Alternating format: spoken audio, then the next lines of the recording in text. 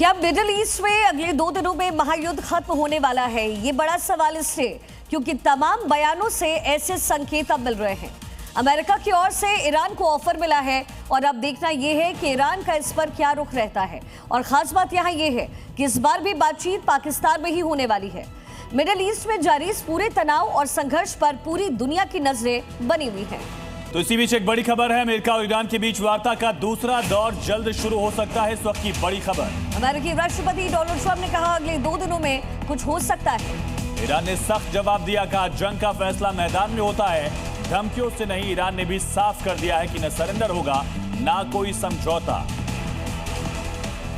वहीं अमेरिका ने ईरानी बंदरगाहों की ओर जाने वाले जहाजों पर नाकेबंदी शुरू कर दी। 10,000 से ज्यादा सैनिक, दर्जन भर युद्धपोत और कई विमान तैनात हैं। पहले 24 घंटे में कोई जहाज नाकेबंदी पार नहीं कर पाया है, जबकि 6 व्यापारी जहाजों को लौटना पड़ा। नाकेबंदी सभी देशों पर लागू है, लेकिन हॉर्मुज में गैर ईरानी मार्ग खुले रहेंगे। तो दर्जन भर युद्धपोत तैनात किए गए हैं। USS Abraham Lincoln aircraft carrier Hormuz के पास यूएस की तरफ से तैनात किया गया है। सेंटकॉम लगातार नजर रख रहा है। तो मिडिल ईस्ट में जारी संघर्ष को लेकर के अमेरिकी राष्ट्रपति डोनाल्ड ट्रंप ने आखिर क्या कहा, ये जानना बहुत जरूरी है, क्योंकि ट्रंप के बयान से ही अमेरिकी रुख का पता चल पाता है। ट्रंप ने कहा कि युद्ध खत्म होने के करीब है और ये लगभग खत्म होने वाला है। उन्होंने कहा कि आगे की जो बातचीत है वो काफी अहम होने जा रही है। ट्रंप ने यह भी कहा कि अमेरिकी कार्रवाई से ही ईरान रुका है। अमेरिका ने ईरान को परमाणु हथियार बनाने से रोक दिया है। ट्रंप का यह दावा, कहा ईरान को वापस खड़ा होने में अब 20 साल लग जाएंगे। ये डोनाल्ड ट्रंप का बड़ा दावा। इसी बीच बड़ी खबर है, ईरान को अमेरिका का बड़ा ऑफर। ये बड़ी जानकारी साथ ही 33 साल बाद अमेरिका की मध्यस्थता में इजरायल और लेबनान एक ही टेबल पर आए हैं। करीब 2 घंटे इजरायल और लेबनान में बातचीत हुई है। अमेरिका में दोनों देशों के राजदूतों ने बात की है।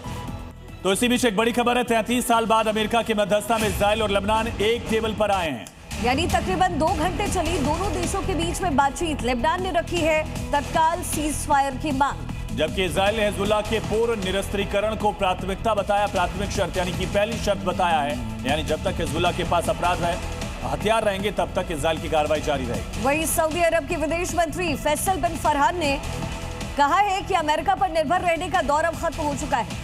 कहा ट्रंप हमारी रक्षा कैसे कर सकते हैं जब वो अपने ही देश की रक्षा नहीं कर सकते। बहुत बड़ा बयान।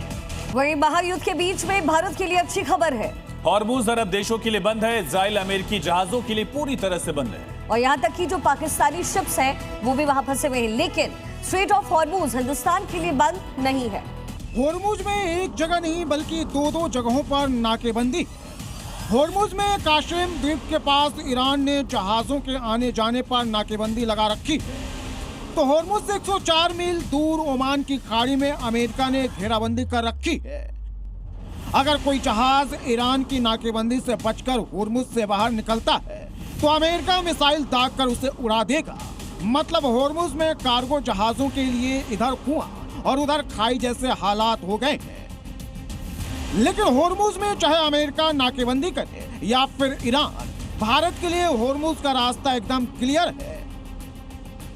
हॉर्मुज में कितनी ही मिसाइलें चले, माइंस फटे, लेकिन अब किसी भी भारतीय जहाज को न तो कोई नुकसान होगा और न ही उनका रास्ता कोई रोकेगा। यह भारत की कूटनीतिक जीत है, भारत की विश्व गुरु वाली पहचान है। जो हॉर्मुज के रास्ते भारत के गैस और तेल टैंकर आ रहे हैं।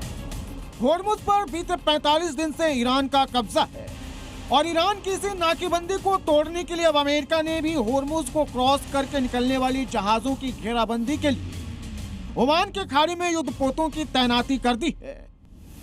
रिपोर्ट के मुताबिक इससे ईरान को रोजाना करीब 27.6 करोड़ डॉलर के निर्यात और 15.9 करोड़ डॉलर के आयात का नुकसान होगा। यानी महीने में 1.3 अरब डॉलर का आर्थिक झटका सीधे सीधे ईरान को लगेगा। अमेरिकी युद्धपोत भले ही हॉर्मुज से 104 मील दूर खड़े हैं, लेकिन उनके टारगेट पर हॉर्मुज से आने वाले जहाज ही हैं। ईरान ने अरब देश, अमेरिका और इजराइल से जुड़े जहाजों पर रोक लगा रखी है। तो अमेरिका ईरान से आने वाले जहाजों को उड़ाने की धमकी दे चुका है। ईरान के पोर्ट पर अगर गलती से भी कोई जहाज लंगर डालता है तो फिर उसे अमेरिका मिसाइल दागकर उड़ा सकता है। और अब ईरान ने अमेरिका को सीधी चेतावनी दे दी।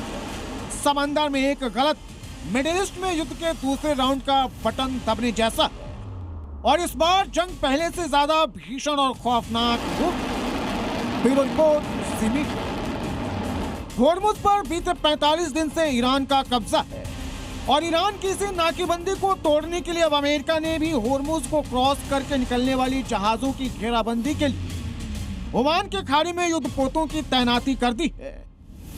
रिपोर्ट के मुताबिक इससे ईरान को रोजाना करीब 27.6 करोड़ डॉलर के निर्यात और 15.9 करोड़ डॉलर के आयात का नुकसान होगा। यानी महीने में 1.3 अरब डॉलर का आर्थिक झटका सीधे सीधे ईरान को लगेगा। अमेरिकी युद्धपोत भले ही होर्मुज़ से 104 मील दूर खड़े, लेकिन उनके टारगेट पर होर्मुज़ से आने वाले जहाज ही हैं। ईरान ने अरब देश, अमेरिका और इजराइल से जुड़े जहाजों पर रोक लगा रखी है, तो अमेरिका ईरान से आने वाले जहाजों को उड़ाने की धमकी दे चुका है। ईरान के पोर्ट पर अगर गलती से भी कोई जहाज लंगर डालता है तो फिर उसे अमेरिका मिसाइल दागकर उड़ा सकता है। और अब ईरान ने अमेरिका को सीधी चेतावनी दे दी। समंदर में एक गलत मिडिल ईस्ट में युद्ध के दूसरे राउंड का बटन दबने जैसा। और इस बार जंग पहले से ज्यादा भीषण और खौफनाक होगी।